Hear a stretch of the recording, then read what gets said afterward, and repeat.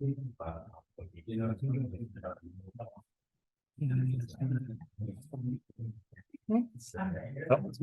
we gonna order? No, it's not. I just need to test it. No.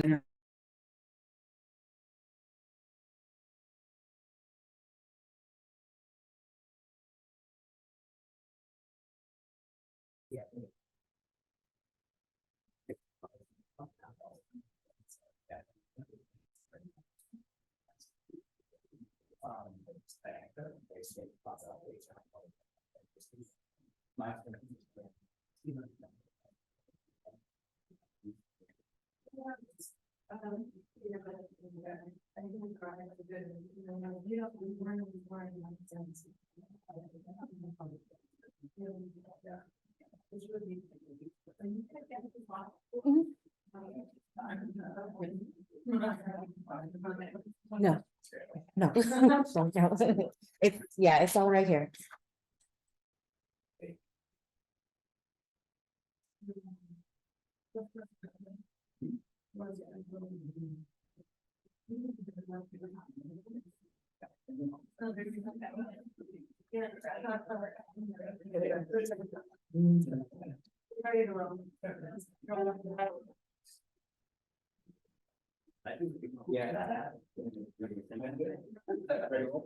She barely shot you. Yes, but what is nice.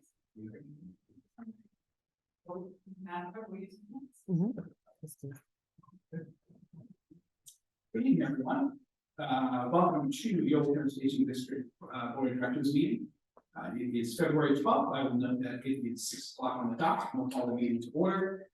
With that, I recognize we have Director Warren, Director Sollard, Director Freris, and myself here. So we have a forum. We're expecting Director West here shortly. So with that, yeah. Oh, sorry, Director Early.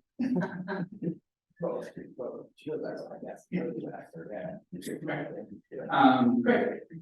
So with that, we're going to move to agenda item number 2, approval of the agenda. Motion to approve our agenda. Okay. All right, motion by Director Warren, second by. I got named on there. My easier forgetting things. By Director Warren, second by Director Sollard. Any other questions coming from the agenda? All right, seeing none, all in favor, please say aye. Aye. Opposed, abstaining, motion carries 4-0. Thank you. All right, agenda item number 3, public comments. Public comment is for items on the consent calendar or items not listed on the agenda. You have 3 minutes. Anyone want to make public comment, please come forward. Paul. I requested item 4B be taken off the consent calendar about approval with forward and say it's very significant. Set the mortgage for our future. Really, I hope we consider that. To make this up, this was read at the Yolo at the Davis City Council meeting. This is stated by the form that the director of media relations calculates. Thank you, Chapman. This is an important note I want to read. Highway investments over the years have contributed to the dependence on automobiles and supporting development and there have been walking, cycling, and transit inefficient, challenging, and sometimes dangerous in many parts of the state. Highway investments have also contributed to the displacement and division of neighborhoods and imposed noise and safety hazards on many others. Further research over the past several decades has demonstrated highway capacity has not resulted in long-range congestion rate, in some cases worsening congestion, particularly in urbanized areas. Projects in the urban areas that have travel lanes resulting in changes in travel behavior to short-term reduction in travel time and improvement of reliability. This phenomenon will reduce demand, explains why added capacity rarely succeeds in reducing congestion over the long term. And support alternatives to driving and more efficient transportation. Finally, transportation expansion on cost. Expansion of the existing highway system means less available funding from other transportation sources. The need and priorities will continue to increase long-term maintenance costs with the existing system. As a result, we cannot continue the same pattern of highway expansion, investment in California, and expect different results. This is read by the director of media relations and contracts. Oh, he retired. His name is Will Iron. He's in Davis City Council. He called the holding of this highway insanity. It's the same thing over and over again. Looking at a toll lane does not change the impact of land use, and DMT and greenhouse gases and driving. Just like the rich hot dogs. These are how much toll. And then after the tolls are gonna be, finish me question. Please take the toll off so I can make a comment on that. Thank you, Alan. Any other members of the public? You're making a comment? Happy to move the consent calendars items 4A and 4C and happy to pull 4B for just our consideration in the regular calendar. Awesome. All right, we motion on the floor for A and for C, for B being full, we have a motion by Director Farrar, second by Director Lauren. All in favor, please say aye. Aye. Opposed, abstained, that motion carries 4-0. With that, we will pull for B. I'll turn it over to the bottom. Yes, thank you, Mr. Chair. Item 4B is to essentially pass a resolution that would allow us to obligate the funding that we have been actually already spending for our, this is a $2 million transformative grant that we received from State Cog last June. That is funding the work to create the 8194 Polling Authority application as well as the JPA governance agreement that this board signed. We have started spending those funds, and then we realized we got an email from our friends at Caltrans, who are, even though this is a State Cog grant, it's administered through Caltrans, and they let us know that there was a resolution that they needed us to sign in order to reimburse those funds. It's something that we just completely missed process wise. So this is, so that's what this resolution is. What is why this resolution is supported today. Thank you, Bob. Any clarifying questions for Adam or the public comment? Seeing none?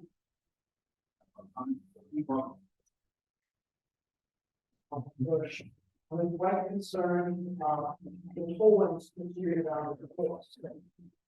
First, the whole policy committee and the previous ad hoc, the IAA were held in violation of the Brown Act.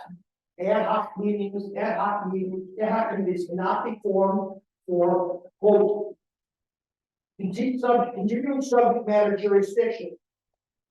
Clearly, when this IA was formed 2 years ago, it was intended to be continuing item. The totally was continuing item. These were illegal ad hoc meetings that should have been open and transparent. I don't have the money to sue you. I don't want to stop you, but this is not right. This is transparent. And why it's likely to be transparent?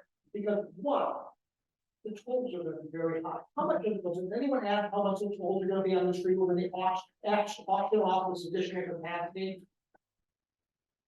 No one asks, you know, these publicly, maybe talk behind the scenes, I don't know, staff briefed individually. But on catered radio, Autumn and Lucas gave an interview, and someone asked the question, how much the tolls are going to be? Autumn said, it depends. Then she said later, these lanes usually cost about, tolls are about $1 an hour, $1 a mile at peak hours. So this would be $10 to $12 each way at peak hours. And there's not going to be any money for social equity. There is not, because you have to pay for mitigation first. And we are only 1/5 the way paying for the mitigation plan.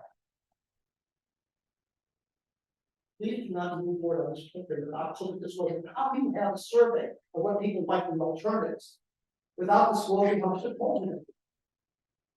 How can you put a survey out and not disclose it? That's basic information. I don't think you guys are doing a good job of not being transparent and not being honest. Even make their own decision, the process is not good. Please don't go this way. This is not true. You could have to raise hundreds of millions of dollars more for this project. This is to continue to do it out. It's not going to stand our government's people's trouble. Thank you very much.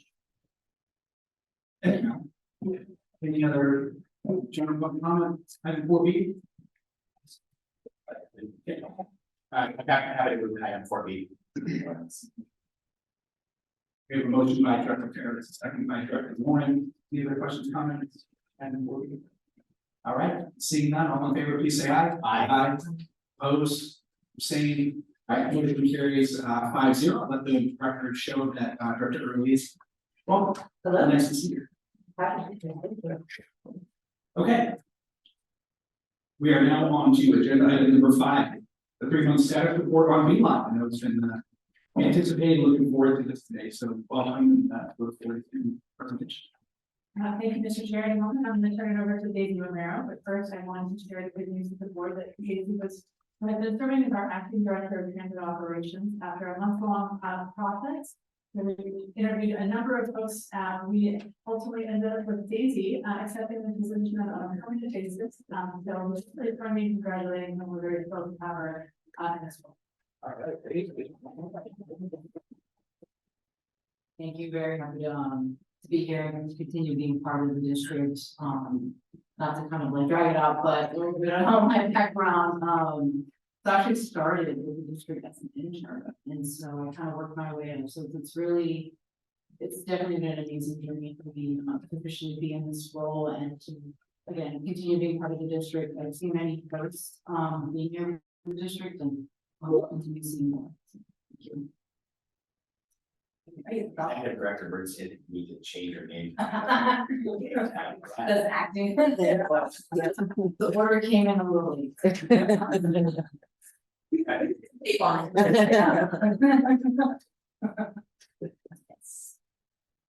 Right, yes, without further ado, update on the bookline.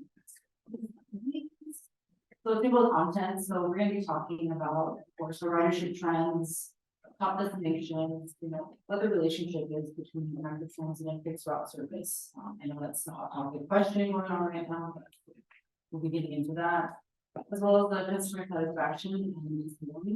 And, you know, what are some of the challenges facing right on the pay line? You know, what those next steps are. So, in its first quarter of operation, we saw a combined ridership of over 6,000 riders for all 3 zones. So, proof that it's working. Of course, Woodland saw its most steady like ridership growth in the first 2 months of service, given the thing that came out. But its biggest increase that we saw was in the month of November and December, and typically this is usually when we see our biggest fall off because of the holidays, weather, but with Beeline and Woodland, we saw the complete opposite. So we did see a huge spike in ridership as service kind of started to pick up popularity. So nights landing and winters as well, you know, we did see a huge jump in ridership. Just a little bit of a background information. So both nights landing and winters were part of the growth ride. Service before officially kind of walked into Beeline. And so to see that ridership kind of jump after it transitioned into Beeline, then really great because it showed that people are actually taking on and using the app. But previously with your brand, they just had to call. You know, we had any speaking about technology. It wasn't through the mobile app or anything like that. Actually had to call them. And so with the increase in ridership, it shows that people are actually using alternative modes of technology to, you know, book the rides. Although we did see kind of a drop off in November, December, but that again with seasonal trends, you know, literally saw the complete opposite. But in night Sunday and winters, we did see a little bit of it.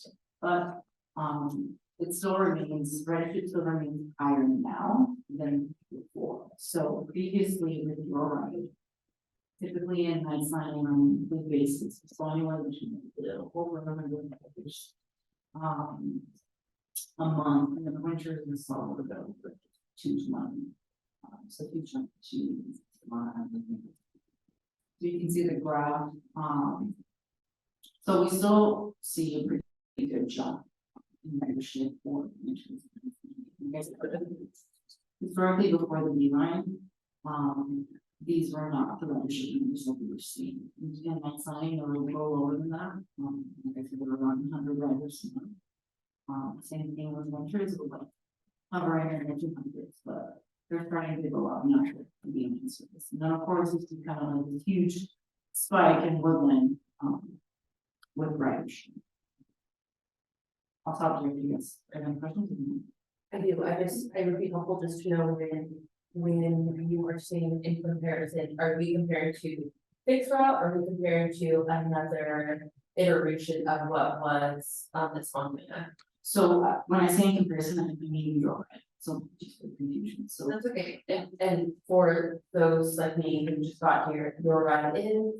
So it was the previous on-demand service, that we had in winter night signing before we became the beeline. Okay. I will wait to the end, 'cause I have questions about what is that actually very comparison. That's okay, thanks. Can I ask a quick, what are your thoughts, or why did you see kind of this, right, October, this big spike in, from September in, winter's nice thing, and now it's continued, well, it continued to drop off? Is there thoughts around that, right, you're up to 322, and then 280 and 230, so it's. Just curious. That's a good question, I don't recall if we had, yeah, I mean, it was, rainy, but, don't recall if we have the promotional fairs going on at that time. I know typically from around the community did. Well, but you also said at least in the presentation, I was paying attention to it with even all, but. Yeah. Yeah. That still looks like it, but. Yeah, so it could be a combination of seasonal decline or. But, yeah. Okay, thanks. May I ask, do you have any others of fixed route during that time period for me? Yeah. Fixed route for was it local roads or when? No, we do not have any, but we can get the.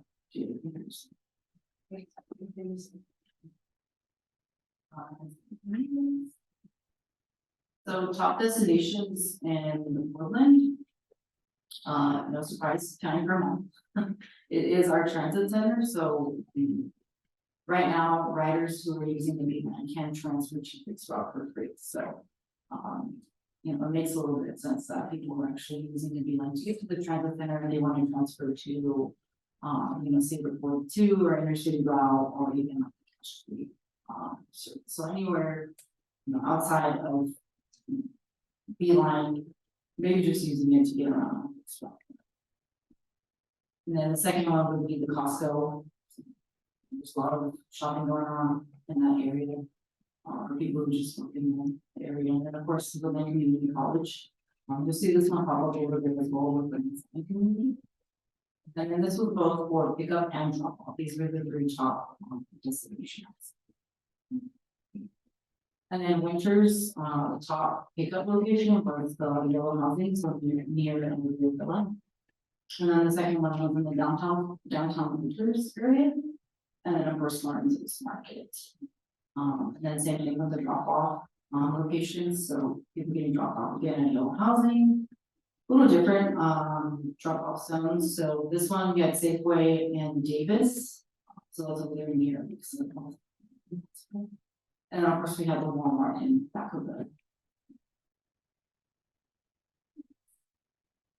And then I'm finding, our top pickup locations would be the grocery store, the roadside market, and then Lincoln Community College.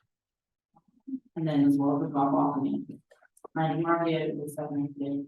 And then this is the Walmart shopping center in Brooklyn on East Main. Would be on the east side.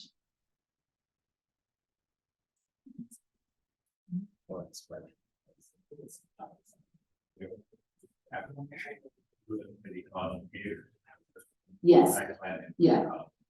Yeah, so we do see a couple people from Insline even on a daily basis, actually, riding from Insline to the community. One of the things that I do want to point out though, so this is a heat map. I apologize, it's a little hard to see with the little government packets, but one of the comparisons that we wanted you guys to see was where are global fixed route service brands? So you can see the blue line for the 11 and then the orange for the 12. But then those yellow orange bluish hues, those are where our top drop off. And pickup destinations are on the B line. So if you look at it, you can kind of tell that a lot of these people are getting picked up and drop off in our existing Yolo bus stops.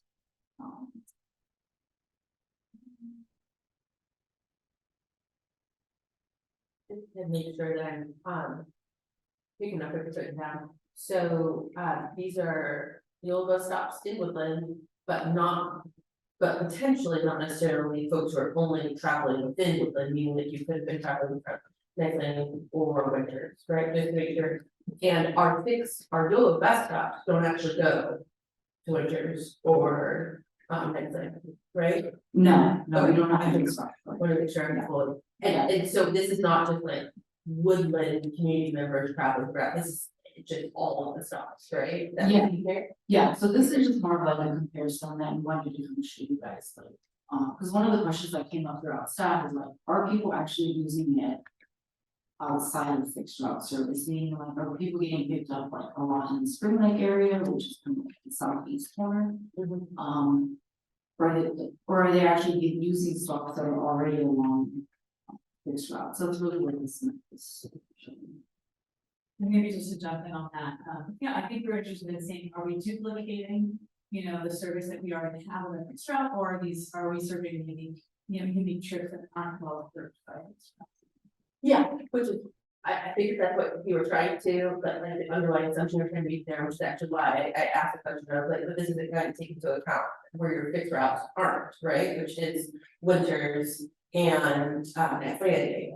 Just one to be there, and then two, this is ridership over, it started again just a few months ago, right? So also just to be fair to your ridership, this is just what people are used to, right? It's kind of like when people got access to healthcare, they still kept using the emergency department, right? Because that's just what they were used to, even though they had access to a lot of other things. So it might take a while to change behavior too. Good point, I'm glad you said that, because that is true. Yeah, it's all preliminary, I mean, right now the service is very, it's been only operating for a couple months, so it's hard to say what those trends really are right now.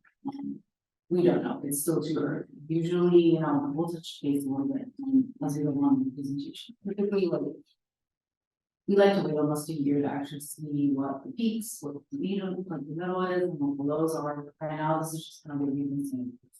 So yeah, it's true, yeah, it's possible that maybe it's what we're used to, and it's running with the bus stop.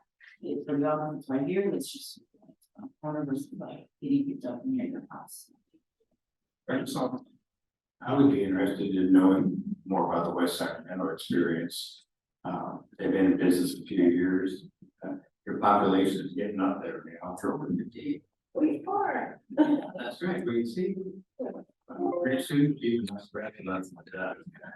It'd be interesting to see what their local experience was, what their current utilization is, because it's a comparable community number wise. Than my current. But I think you've done a good job on the marketing, the buses are very attractive, and they're definitely going to go to some kind of town. Thank you.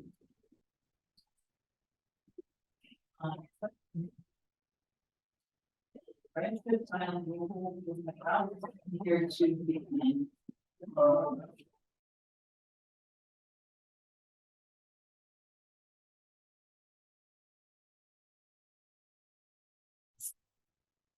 It's showing that it's starting to kind of like pick up a little bit and movement. But the way I kind of almost want to see this, it's almost like a shiny new toy. When your parents give you that toy and you're like really excited and you're like, yeah, I'm all about this. It could be that, or it could be like you said, that like, this is like the best thing, this is what people are knocking on, this is what we're getting familiar with, so. Time will tell if this will continue going up or eventually stay flat, but for now, we're just kind of learning on that, but we are aware that fixed route ridership is starting to decline a little bit, but it is starting to stabilize. At least the month of December. January rolls around and then the end of this month, we'll stabilize. Any questions so far? Susan had everything.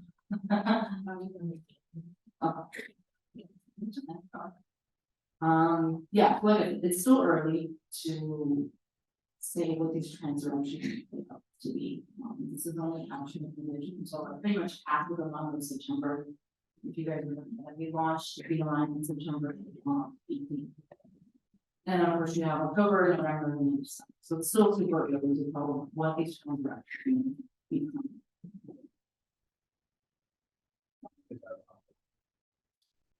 And then we have our customer ratings or testimonials. So in the beginning, when we first launched, we were kind of thinking of what our goals and key performance indicators were going to be. One of the things that we strived for was making sure we had a good customer rating. And we had mentioned that we were going to shoot for at least a 4.5 customer rating. I'm happy to announce that we're pretty much giving you all one of this up in winter, but we're still up there. We're still open with there. Of course, you know, these are just some of the problems that we've gotten from the layers. Driver was amazing, super friendly, super safe, drive, drinking through, sort of continuously life changing.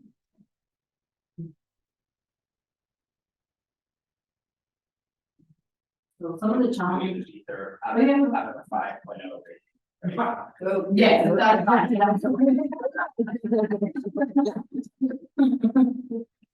correct. Yes, it is out of. Yeah, so challenges next. We recognize we're not perfect, the service isn't perfect, but we're constructing.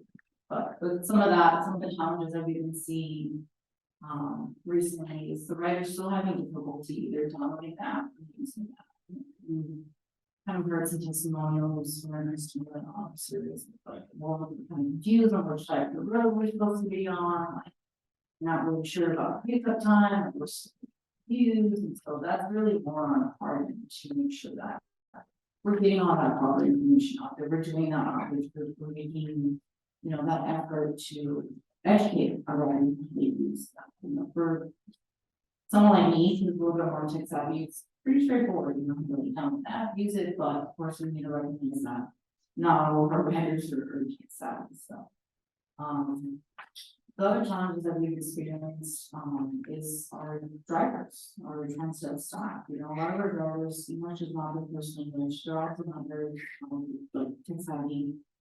So they're having kind of a hard time figuring out, you know, the tablet and all those steps that they need to follow through. They have their guidelines, but sometimes they get so kind of like into the moment, they're okay, I picked up my rider, you know, and they forget that step.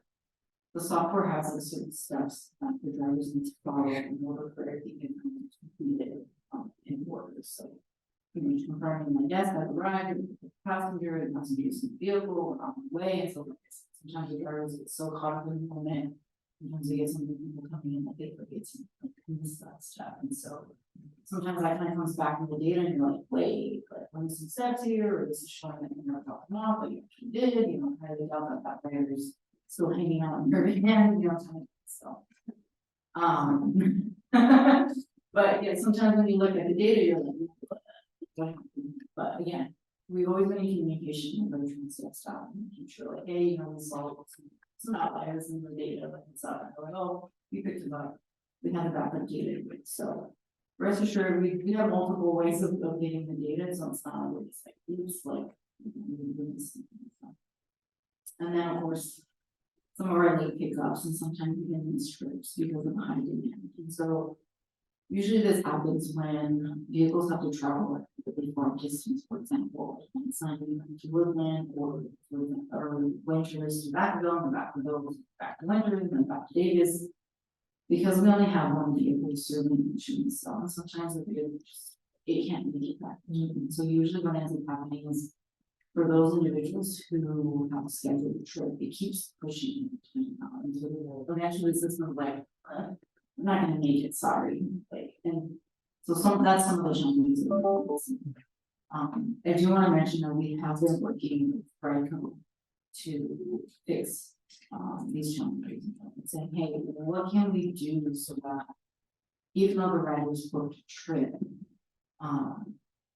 even if they have to wait a little longer, but let's not make it so that the right, it's completely abandoned, inconvenience to the property, rebuild the trail after they just got done working on, and so. One of the things that we've done. Is essentially kind of, stretched out the pickup time, and so it was. Excuse me, really short in the beginning, I think we had about 30 minutes of the stretch to 40, and then we started noticing shifts, especially in the winter where. People sometimes were in Davis dropping off people, and then they had to go pick someone up and knock the bell to drop them off. And just, that's a pretty huge shift. And then during rush hour, that's an even more like consuming trip. So thankfully, once we started kind of stretching out that time, we started seeing a huge decrease in abandoned rides, late trips, missed trips. So that's some of the things that we've also kind of learned, and then now we're starting to try to find those index landing because of the ridership index landing also starting to go up. And I'm speaking like right now, like literally this past week kind of issue, but we're also starting to see those same issues. So now we're kind of going back to like hey, you know, we just dealt with like a couple months ago. Now here, let's just kind of look like the same. And then next steps, you know, of course, like we're gonna be having our quarterly updates, you know, we're still working with Brightco. To make sure that we're getting all these keys out. The service is still brand new, to the district. Again, the service that we previously had was really just like pick up a phone, write it out on a piece of paper, and be at this address at this time, and we'll come get you. This is a first for all of the drivers, first for transit staff, at least at this property, and it's a first for staff here. It was a first for me, so when this whole thing rolled out, I was like, hopefully we got all of our bases covered, you know, kind of thing. So, you know, we're hoping that once we kind of get all these things out, that the service will be.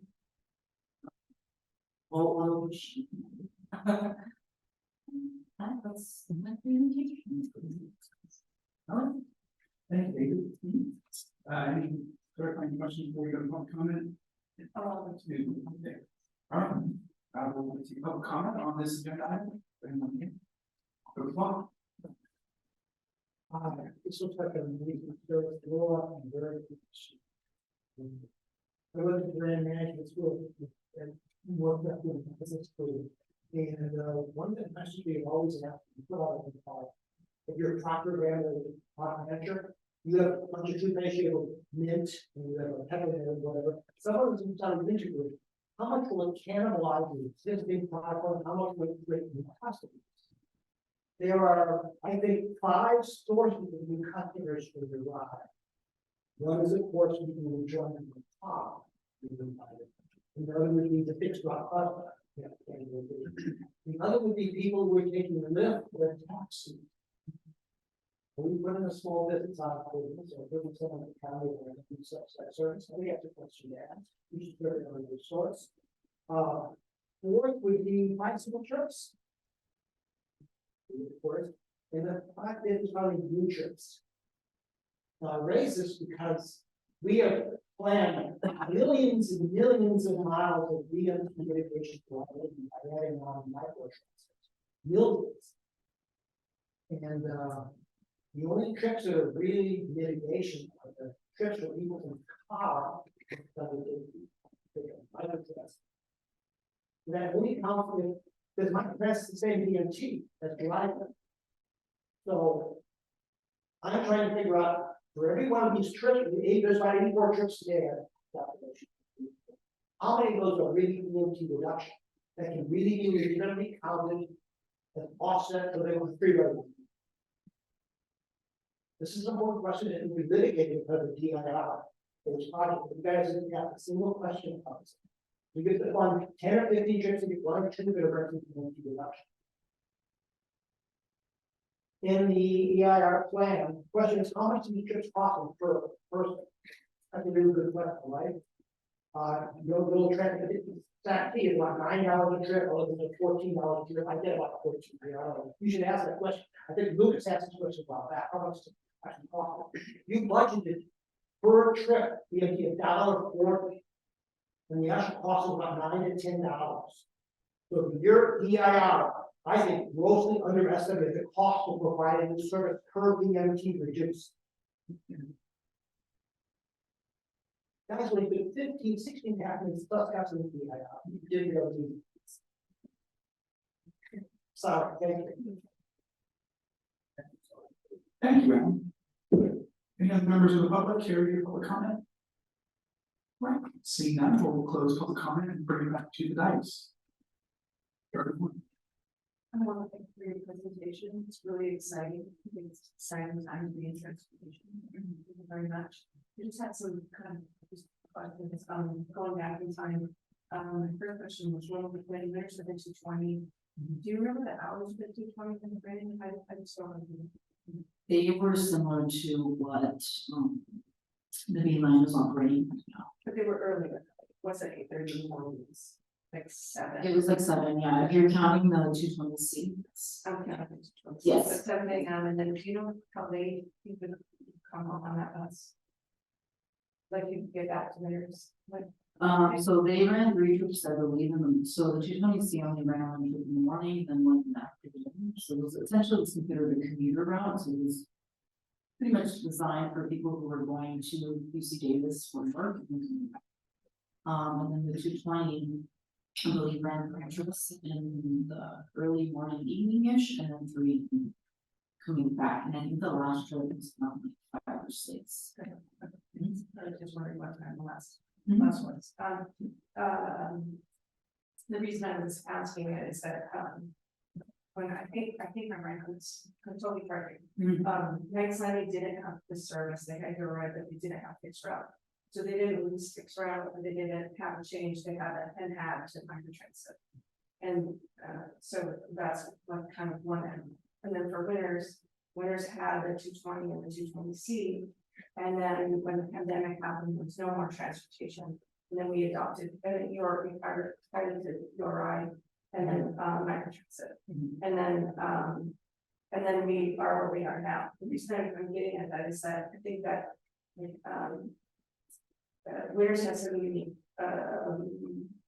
I don't know, factors. One is that winners, the size of winners, footprint is Tobacconville because of medical reasons and for college. And then we have commuters that go to Davis, but they also somehow are using like the same thing as the 220C, right? So when I'm not sure how you do it in your data because that's not my background. But it would be interesting to me to find out how many of those trips are in the morning and how many in the afternoon are like kind of to Davis that involve Vacaville, because that's kind of would be analogous to the 220C.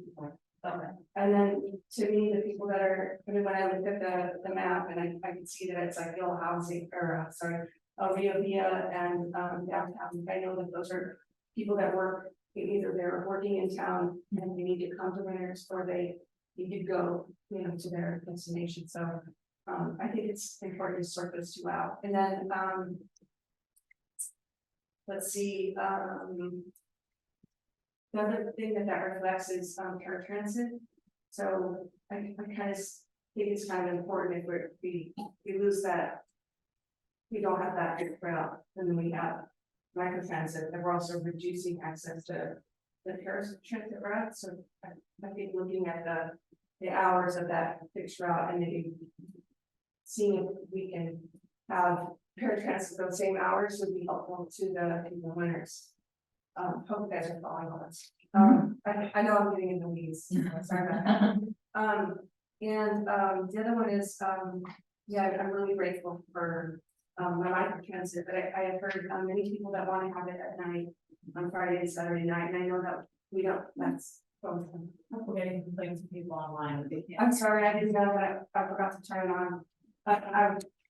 The hard thing about that is that even though it's not part of the scope of the presentation today, there are people in players that are expressing that they would like an evening bus on Friday and Saturday, specifically because you can't get from Winners Hotel to downtown Winners. There's no way to walk, and there's no safe way to bike.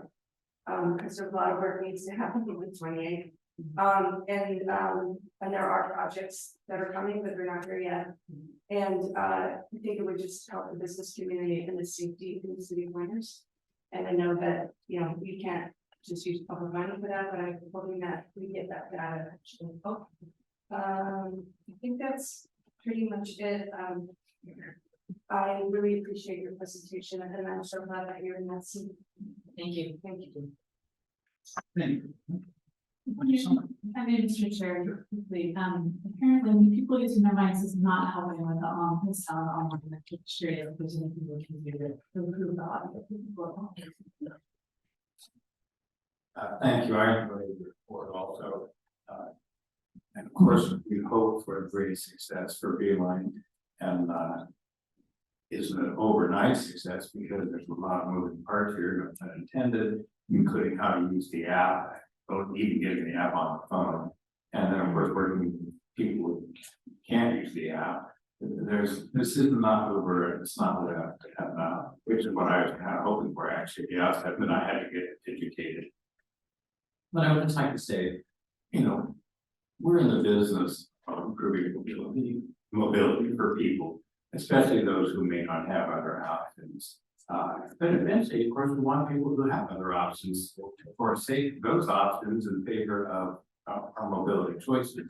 Obviously, you know, it's part of it's educated me. Fixed route is a more economical way to more people for around lower cost. At the same time, some people will not take transit because of the long gaps between runs and things of that sort. Beeline is another opportunity to bring more people into the transit using family. So I think we're on a good journey. And I don't think we're going to know all the answers. And we didn't at the front end. We had speculations. And of course, you know, the question like possible drive we discussed in the early stages.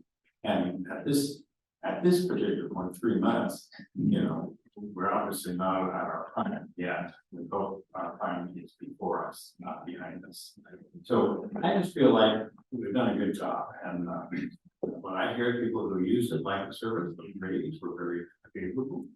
And I look forward to further reports and updates. And you know, I kind of at one point saw this as replacing fixed route. I know that not everybody feels that way, and maybe that isn't the way to go. But I think we've gone forward, following good example, frankly, and you know, their West Africa is first in the country. I think there's over 100 cities now that have it, probably more. So I think we're just trying. I don't say what I'm doing. That is, don't look to make economic sense out of it. I hate to say that, but it's true. I asked the question, if we don't supplement everybody's use of left and Uber, which for the private sector option, the answer is they can do it for far less than we can, but the federal law does not allow us to do that. We cannot do that. We have to use public money for public provided service. Now, I don't make that policy. If I did it, that wouldn't be the policy. But we have to operate within that. So we can look foolish because we spend so much more to bring people around in 8 passenger buses. It doesn't go right to the door where you pick it up or where you go. But that's what we're able to do with the federal guidelines. Thank you. Thank you, Director Scholar. So, I'm gonna bring it close, even though apparently it's not gonna help. To help people in the room. So I wanted to make sure, one, I said thank you. Thank you for bringing us this data as soon as you got it. So I appreciate that. And I know it can be really hard, especially because then you start to get to dissecting things and it's just like, well, did you want us to wait? So I want to acknowledge, we really appreciate, I certainly speak for myself, I really appreciate you bringing this to us hot for us, basically. So please keep it coming. With that being said, I just have a few questions. And so acknowledging that this is still very new, right? So I do appreciate that. I see that the 211, and I think this was to your point for 2023, it started to dip and then started to see it go up ever so slightly in December. You see that too, right? And it looks like maybe the same thing happened. I'm kind of trying to tell with the 212 if it went up or if it's just about the same heights are just not what they used to be. And the only thing, not something I would expect you to have answers for now, but the only thing I would be curious about is that an anomaly because of the season, right? Or is there potentially something that goes around the targeting me now that maybe writers figured out the beeline is not gonna get you, I don't know, just throwing that out there, that's a question. The other thing, Director Dollar brought up that I think is a really good point, is just, talking about that and asking, the staff what their early data looks like, just to have something to compare, right? Particularly if that is, kind of what this was based on. I would just be curious to know, like, what does your first year look like, right? And we definitely have a ton of data, from beyond that. And so I think it would be helpful, just even to give you guys an idea, or give us, we're part of this, to give us an idea of, what does normal look like? Yeah. And then I just a couple last things, I promise.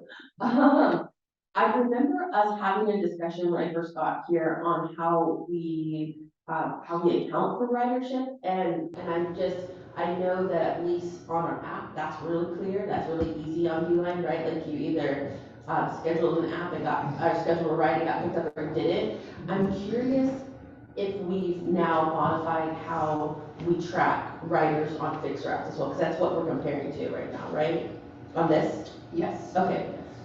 So right now we have 3 different ways to track ridership on fixed routes. So we have what's our GFI, which is that huge silver box that you see, so when people pay cash, or if they like push the button if they're like a youth fare or data student.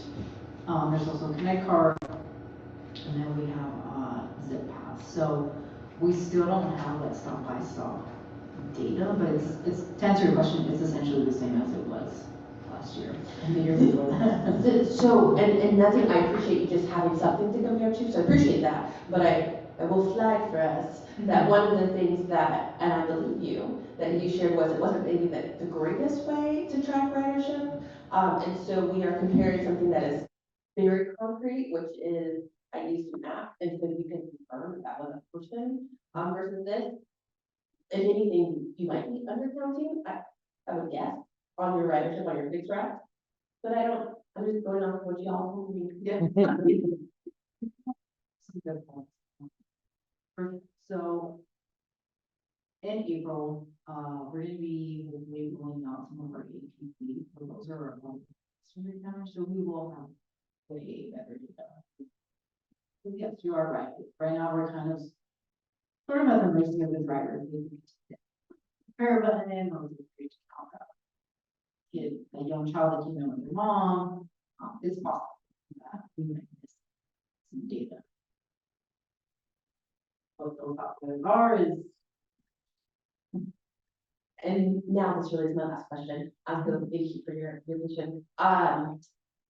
The only other thing that I would ask, because you talked about just the long waits, and we're very, very early on, and I realize that, is just this question of, is it possible that we might need more vehicles for night landing in winters? And so I'm flagging that because what I think, and I'm trying to reflect back, I think I heard was that the waits are very, very long because the distance traveled between these stops that are needing to happen from those cities, it's just longer.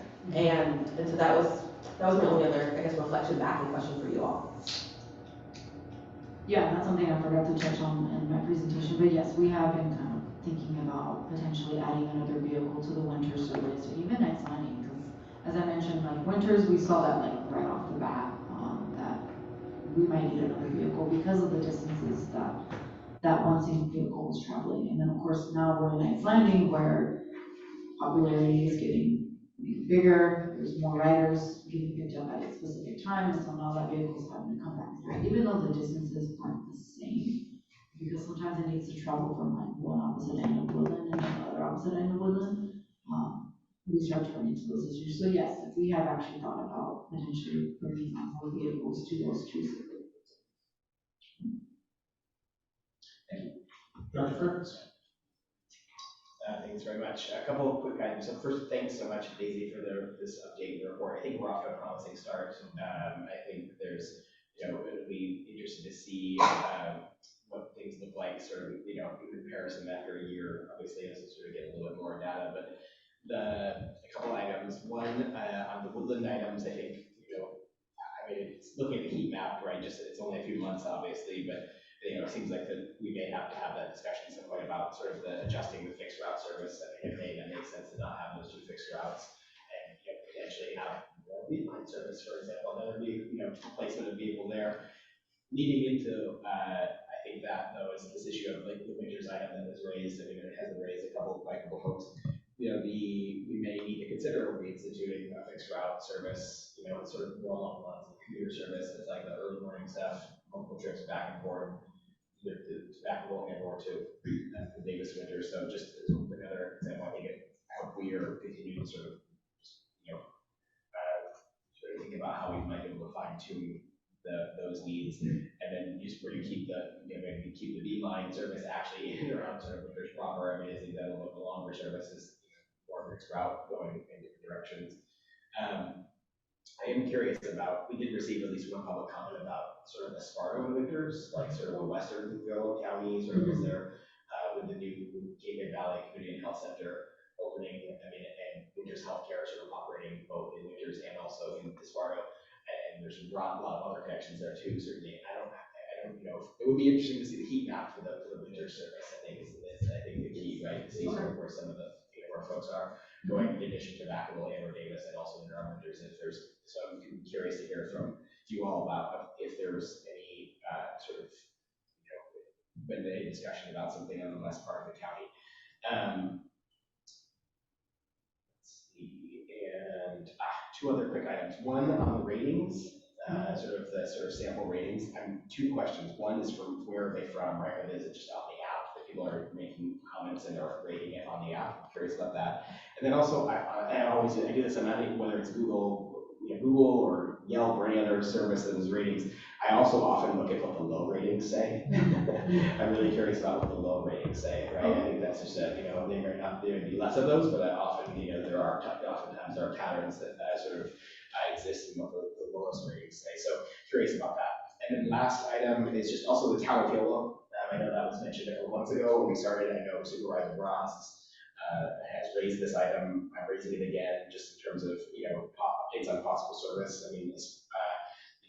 The town of Yolo is just a few miles north of Woodland and just a few miles west of Lakes Landing. And so I do think that if it is ultimately warranted, it would be relatively easy to capture that small town. But also, I think there's much like Lakes Landing. I think there's a need for options, transportation options, so service to that town. So just wanted to raise that one as well. So happy to hear any updates you might have on items there.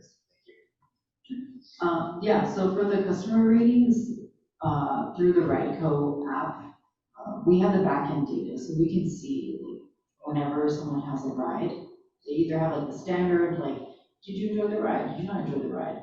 But then they also have the opportunity to actually comment. And so yes, this is where those comments are coming from, is through that app. And so every time someone takes a trip, they can choose to leave a comment, which sometimes they do, and sometimes they just kind of leave a star. That's pretty much the standard. But they do leave other comments as well. Typically the driver was late, I was confused, or the driver never showed up. So yes, we'd be happy to provide that information as well. And you mentioned also the Esparto I did see that come in. So right now there is a possibility for them to get there. It's super convoluted. Unfortunately, they would need to take the 215 to get into Woodland, take the B line, or take fixed route into the transit center in Woodland, catch the 42, go to Davis, catch the B. It's like this whole process. It's where there's a will, there's a way, but it's not the best way, unfortunately. But yeah, it's all things to consider. The demand is there, and this isn't the first time we've heard that comment saying, hey, is there any kind of connection between ventures and Smart? So it is something definitely that we can kind of look looking into, as far as like, what are those like travel patterns are? I know we're getting ready to kind of, launch our short range transit plan, so hopefully with that, we'll be able to get a lot more data with people's travel patterns. I know before COVID, it was one thing, but now like post-COVID, it's like a whole other thing. You know, I've seen all the commute patterns here in Woodland and Esparto and Davis and Winters as well, like dramatically changed from when I first started here as an intern, actually. So definitely something to look at as far as what the demand actually is. So going back to your comment about YOLO, we actually already had sent a request to RIDECO to kind of provide us some information as far as like what are like the impacts to adding the town of YOLO. And when I say impacts, I don't know, it's not necessarily like a negative thing, but it's just like what would happen if we were to add this extra part of the service to the Knights Landing service zone right now. So not necessarily changing at the times, but just basically adding the service area. And what they came up with, currently right now, it's about a 30-minute travel from Knights Landing to Woodland, you know, keep moving up and then dropping them off. If we were to add the town of Yolo, so if they were to be able to go from Yolo to Knights Landing, we're looking at about 45 minutes, so about 15 minutes. But then of course the boardings would potentially increase, obviously we're picking up a couple people in the town of Yolo. The delay only goes up by a couple minutes, so currently right now, the search delay is at 22 minutes. If we were to add the town of Yolo, it would go up to 27 minutes. One of the things that I did talk about with Angel Barajas' team is that the only offset in this, it would just be more an inconvenience, unfortunately, to the folks in Knights Landing. So right now they're used to kind of like jumping on and then it's a straight shot into the lane. But now, you know, if they're riding and someone in Yolo requests to ride around the same time, well, now they either have to get dropped off first or go all the way out to Yolo to get picked up. And so the commute that they're used to might be changing a little bit. Again, as Director Sauer mentioned, this is a public service. This is something that's, you know, kind of meant for everybody. So it's like someone's little slight inconvenience for the benefit of making sure that communities of Yolo have that additional service. Might be worth it. It will be worth it. So we have been in talks with RIDECO. We already have the map and everything, all the stops laid out. The only thing that we're kind of missing at this point is the outreach. You know, going out to the town of Yolo with the weather and everything being all crazy, it's kind of hard to like be out there. But we do plan on tabling at the Yolo Library, all of the local markets that are there, and then as well as the high school, so Cache Creek High School. So we just need to get with Angel Barajas' team and, you know, kind of set up something so that we can roll that out. But fingers crossed, we're hoping to bring on that in March. Thank you very much. Appreciate the updates. Thank you. There goes. Yeah, thank you. This is super exciting and glad to hear all the details. I did think on one of my recent trips in California, I saw another transit agency doing something similar. So if we get stuck in questions about assessment or financing or managing, just trips get from customers, maybe peer outreach to other districts would help us learn from their successes this week. Thank you. Sure. I just want to make sure I heard correct, so I'll reflect back again. So in Knights Landing and in Winter, but we can focus on Knights Landing. We currently are thinking, just based on what we have seen this week, I think is what you're saying, that potentially we would need to extend, is it wait times? Is that what you were sharing, just in regards to from 30 to potentially like 40 minutes in between? Did I get that right? Yeah, so it would be whatever that wait time. So when you schedule the vehicle, say for example at 8:30, and for whatever reason that vehicle is like on the outskirts of like Woodland, it takes time to get there. And so if the current window is at 30 minutes and the vehicle is on the opposite end, it's going to take way more than 30 minutes to get all the way to Knights Landing. So because of that, that trip that was scheduled at 8:30 will essentially like drop off, because the same thing, your vehicle's nowhere near here, you're way past your pickup time, like, sorry, there's nothing we can do. But it essentially drops away. So essentially what we're trying to do is extend that a little bit more so that the vehicle is able to make it on time and pick them, even if it's a little late. Got it. But if we added routes to the town of Yolo, this wouldn't impact that, like it would simply be like the same amount of wait time. I just want to say this is not the item that's agendized, so I'm a little bit concerned that we might be jumping ahead of something that was not on the agenda, because this is going to be on the agenda for the next meeting to talk about the potential extension to Yolo. So I was just checking in with our attorney about making sure we don't get too far into a subject item that was not agendized for this session. Got it. I won't ask any more questions on that. Just a couple more weeks and we can talk about it. If it's more about route times, say, or like the possibility of extensions of I mean, time, I wasn't that's asking general if- service questions. This is those, YOLO will be on the next month's meeting, so we. It is route times.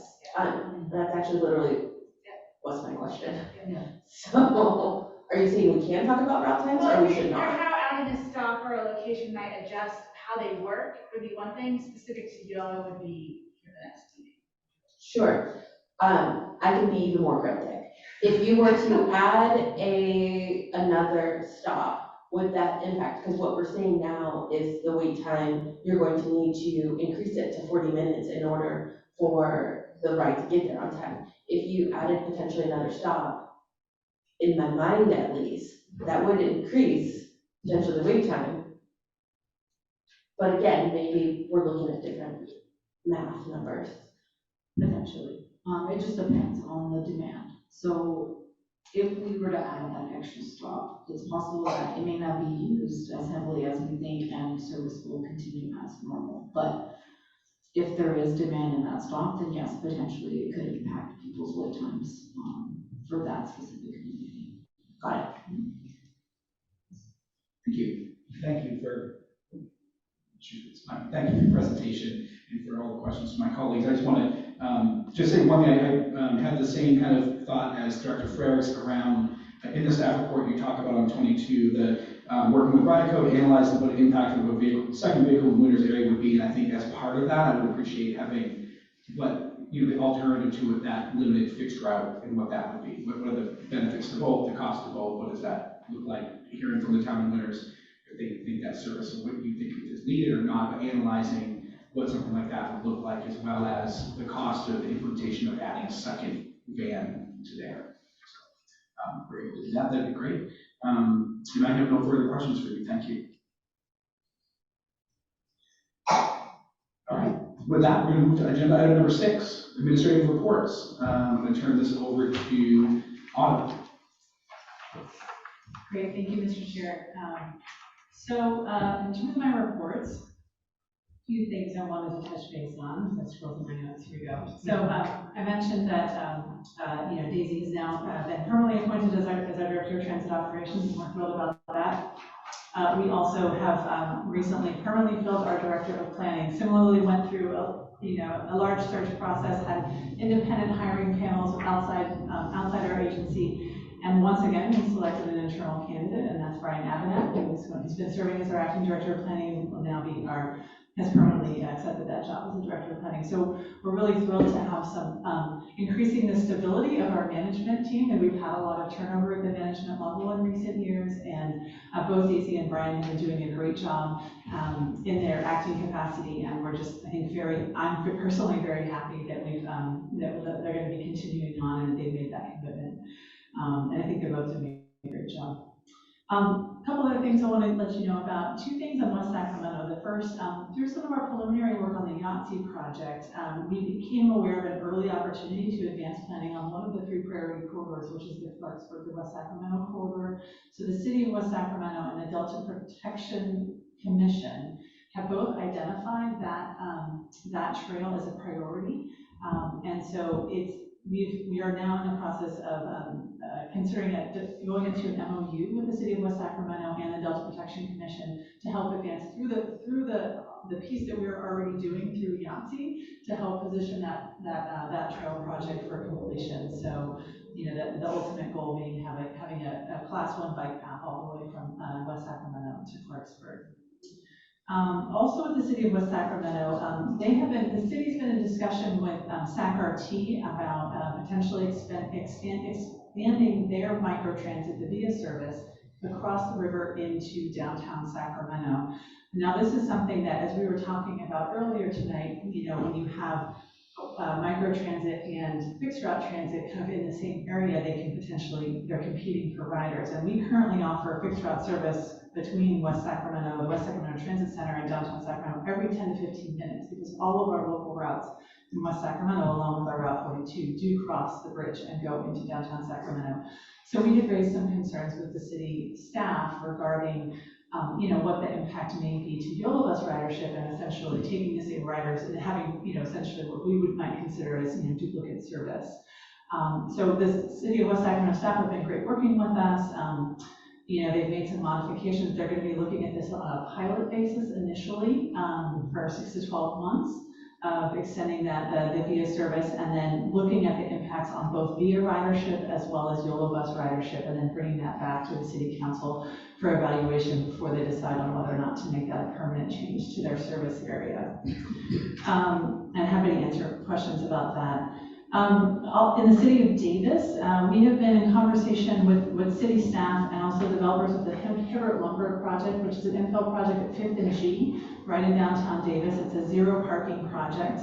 Because it's right at 5th and G, it's where our Route 42 and the Unitrans stop and a Route 42 stop right there that has 30-minute service now during peak hours on the 42, and 30-minute service on 2 Unitrans lines. Right now, we just have a pole at 5th and I. That's the only stop. There's no shelter, there's no bench.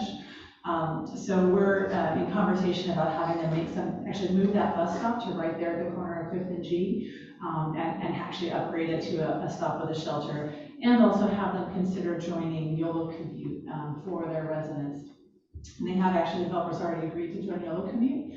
And again, we're in conversation about those bus stop improvements there. And then 2 more things quickly. On the Woodland Transit Center, there was news that was reported last week that the County Fair Mall is literally being shuttered by the fire marshal because of a lack of fire safety there. So the situation at the County Fair Mall continues to degrade, and we're hopeful to get out of there as soon as possible. I was mentioned that Andy's will remain open, and the grocery store, Walmart, and the will stay open, and the Indian Health Center in the rear will stay open. So it's basically an old mall building which was not heavily used. That's right. Yeah, thank you for clarifying that. So, but the area of the mall where our transit center is located is kind of part of the area that is being essentially shuttered and is now boarded up. So we are working as quickly as possible to get our transit center relocated to downtown Woodland. In response to some of the feedback from city staff, we did go back and make revisions to our alternatives to address some of the concerns that were raised by City of Woodland, and we now have those back. We've got a meeting with Woodland City staff this week to go over those, and we think we've approached where we think we have some very solid options, and we hope to bring those to the board as quickly as possible so that we can get our transit center moved. And then I'll just say there is an update on the YoloTD managed lanes project in the administrative report section, and I'm happy to answer any questions on it. But we did not agendize that tonight because we didn't have a lot of updates for you. But happy to answer any questions on that. And that concludes the report. Thank you, Yolo. Any questions for Autumn? All right, seeing none, we will move to Transdev. Welcome. Thank you, Chair Captain and Directors. It's nice to say that we're hoping steady with our staff and operators. And as I mentioned on the previous meeting, we are looking at doing 3 to 5, increase in every month of training, so we can keep our numbers exceeding, so we can cover all 4 emergencies. We got a lot of time coming up. We went through flu season. It was very difficult not having extra staffing to recover for that. Now we're getting around to where folks want to take vacations. And so we want to make sure we're staying a little more proactive this year and having our staffing levels where we need to be. We have 3 in training right now that we'll be finishing up next week. And then we have class starting on Monday with additional 3 right now, possibly going to 5. So recruiting is not an issue currently these days, fortunately, and we're still going forward. Thank you. Thank you. All right. Do we have any board member verbal reports? Director Stahl. Couple things I want to mention, following the two atmospheric rivers we have recently. Cache Creek did not reach flood stage, but it did reach monitoring stage, which is the second to the top category. And I mention that because currently Woodland has between 700 and 800 homes in the floodplain subject to flooding. And if we ever did have the overtopping that came into the city, these people would need help. And I was very delighted to hear from Autumn that we have built us as part of the disaster plan for evacuations. No, I think that's just another thing to remember, that our transit districts exist for many reasons, and that's another one of them. I'm very glad about that. The other is, I must apologize, I'm going to be at a family wedding way far from here on the next meeting. So we'll proceed with either an alternate or my staff to interact with the board on the issue that's just so important to Woodland, the terminal. Thank you. Right. Thank you. Great. Good evening, and it's a great meeting. I really enjoyed it. I do have one organizational announcement, and I know I said Sergio Estevez is now our acting District 3 Director. We have a start date for him, although he is doing double duty this week. And he is our acting District Director. He will be representing Caltrans on the CARTA board for the JPA. His start date is February 20th. So, yeah, it'd be nice. Thank you. Thank you. And that we'll move to public comments. If any members of the public would like to make comment, please come on. Welcome. I'm really excited about Class 1 pipeline in Clarksburg. It's really great because the last 2 miles around the river road was horrendous. Thank you for putting it in there. And kudos on working with the developer and Davis on the property. That's wonderful. In the past, cities have not engaged the robust in terms of planning. Point out that we have a new innovation center that Riverland basically asked the developer, and we put a good transit center. They talked to Yolo last night. No, they haven't. So dedicated acres and acres to a transit center and this new development. They did ask the transit agency where they wanted it. And my daughter's graduating in June, and her thesis is creative reuse, so maybe she can help turn the mall in Woodland into a housing. She's studying that in New York City, so maybe she can do it in Woodland. Hold that job open. And I noticed on the December 11th long-range calendar, there were 2 things that were promised for Yolo Bus. We were going to have MOUs for the TDM plan in January, which is very important because unless you have signed MOUs, you can't move forward on the project for the mitigation. And then there was supposed to be the FHAW sign over of money was supposed to happen in February. Those are pretty important milestones, and they seem to have just fallen off the calendar and the agenda here. And I'm quite excited that basically we're slipping behind, but I think the board should have to know what's going on. It's pretty important because unless you have MOUs, you can't have a finished the environmental impact statement. And again, I raised that question because we promised $1.40 for BMT reduced with microtransit. I know it's expensive, and you can't use Lyft, but that was your budget, $1.40 a mile. That's running about $3 and $5 a mile. So I don't think you can get anyone to sign up, or maybe you can. Thank you very much. Thank you, Alan. We will go to our long-range calendar. Yes, thank you, Mr. Chair. And I will say that Mr. Hirsch is correct that some things have moved around. The MOUs that was referred to in terms of some of the mitigation funds, the DMT mitigation funds in YoloTD, that DMT mitigation requirement is new to Caltrans, and I would say the guidance has evolved in terms of when we need to have those MOUs and the details finalized. And we previously thought we had to have them sooner rather than later, and so we're glad we have a bit more time to kind of work out the details of how exactly some of those funds will be allocated. So that's not currently on the long-range calendar because it is TBD. And then similarly, in terms of the FHWA agreement, that's for the $86 million. Currently, we are estimating that will be coming to the board in June once the CCC has taken its actions. That we know that then we have the green light to proceed with obligating those funds. So that is the current status of where those items are. I will say, I think a number of items have been slipping in the last few months as well, just because it has been a very all-consuming effort between the launch of the Beeline and then and all the great work that Daisy and her team have been doing there and the YoloTD project. But we're back on track now. So in March, we hope to bring you a report and possible action on the Woodland Transit Center relocation. As Daisy mentioned, the Beeline Nice Landing Service Area expansion to the town of Yolo, as well as financial reporting. And then in April, we're targeting for updates to our ADA policy.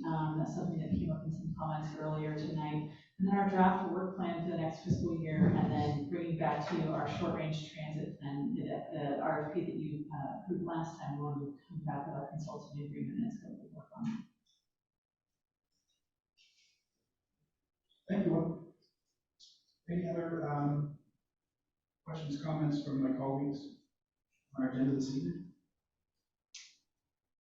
That brings us to item number 7, return. Thank you. Damn good job. Excellent job.